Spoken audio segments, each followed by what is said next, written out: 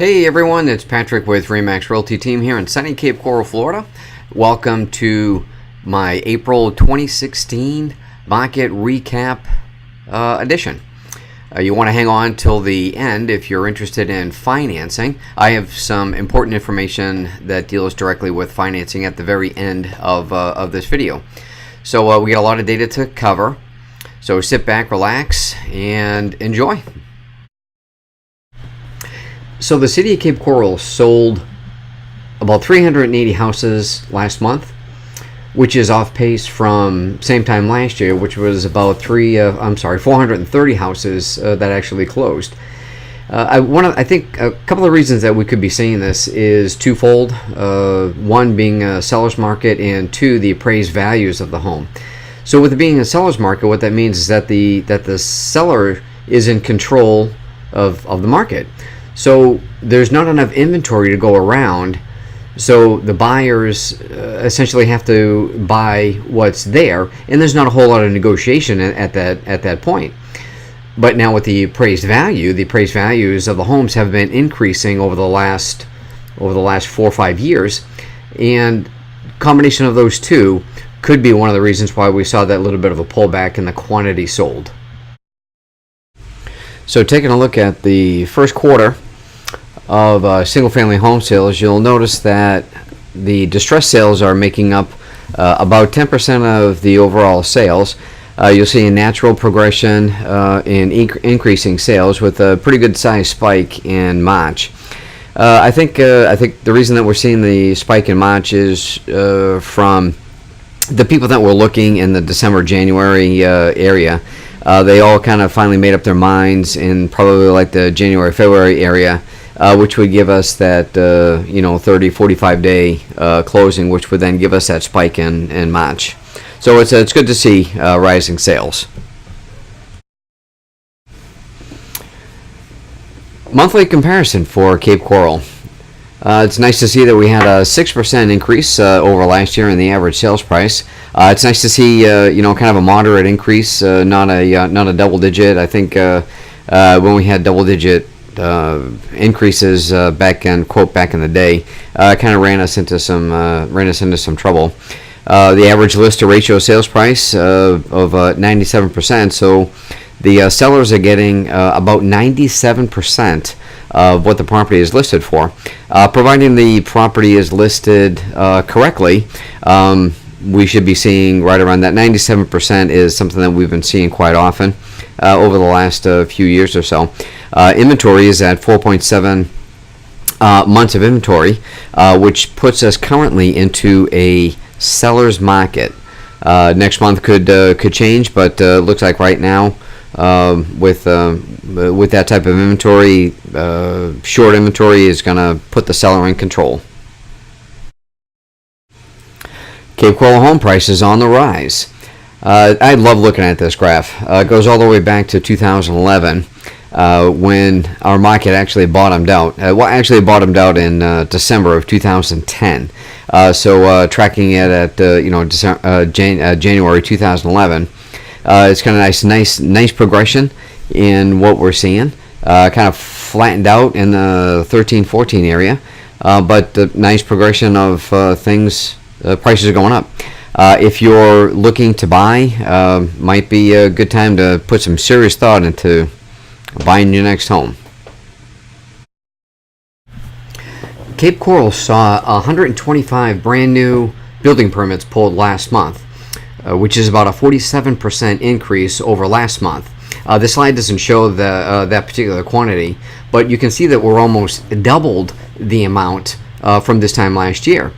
Now we're slated to get 7,000 to 10,000 people annually moving into Cape Coral, and I think one of the reasons why we're seeing this is because of the water access. There's so many people that love to go boating, or just to get out on the water, go fishing, enjoy the Gulf access. The Gulf of Mexico. So what the people are doing is they're buying their Gulf access lots. So they can park their boat in their backyard and move on. So if you're in that mode, you may want to give this some serious thought and get your lots today to be building a new house for yourself in the future. All right, Fort Myers, first quarter. You'll notice that distressed properties are a little bit more than 10% compared to Cape Coral, which was kind of hovering right around that 10%. Fort Myers is having just a little bit more. Their graph looks very similar to the Cape Coral graph, with the natural progression of trending up, although January and February were basically even with each other, only about just a couple of houses different in sales. But again, a good spike in March sales, which kind of leads me right back to what I had talked about before, about everybody coming in the December, January area, buying and then just coming back and then closing. I get this question asked of me a lot. It's Pat. What's the price difference between Cape Coral and Fort Myers, Bonita, Estero, and Naples? And in this slide, it's just perfect. I mean, look at the average home price here in the Cape Coral is at $247. The average price of a home in Naples is $659. Clearly a huge difference. Now, nothing against Fort Myers, Bonita, Estero, and Naples. Awesome areas, great to live in, great communities. So the reason for this slide is really to just show you the difference in pricing. So if you're interested in Fort Myers, Bonita, Estero, and Naples, certainly give me a call. I work those areas as well as Cape Coral. I would be more than happy to give you a hand. Here's a look at Bonita, Estero area first quarter. You'll notice that this graph and the Fort Myers graph, and the Cape Coral graph, they all look the same. Where it's flat for January and February and a spike in March. But what's interesting here is that you're seeing lower quantities of homes being sold. Here you've got a total of maybe 120-ish homes that closed in the Bonita Estero area. But then again, that could be related right back to how much that area costs to live there. The home prices were a lot more than the Cape and the Fort Myers. Okay, so before I let you go, I wanted to touch on to one more item, and that has to deal with financing. So if you're buying a house and you're going to be doing this through a loan, but only one of the people can get a loan. The other person, maybe they're having credit problems or they're having income problems, and they can't be on the loan. Now, the borrower's credit will be monitored from the point of application all the way through funding, just like normal. But now the non-borrowing or the spouse's credit can and will be monitored as well. So when a borrower's credit is being monitored, that means that anytime they have their credit pulled after the application and before funding, then that lender is actually notified immediately. The process stops and the lender needs to verify what the credit inquiry was. If the borrower opened up a new account, then that payment needs to be added to the application, which could affect your debt to income ratio, which could potentially kill the deal.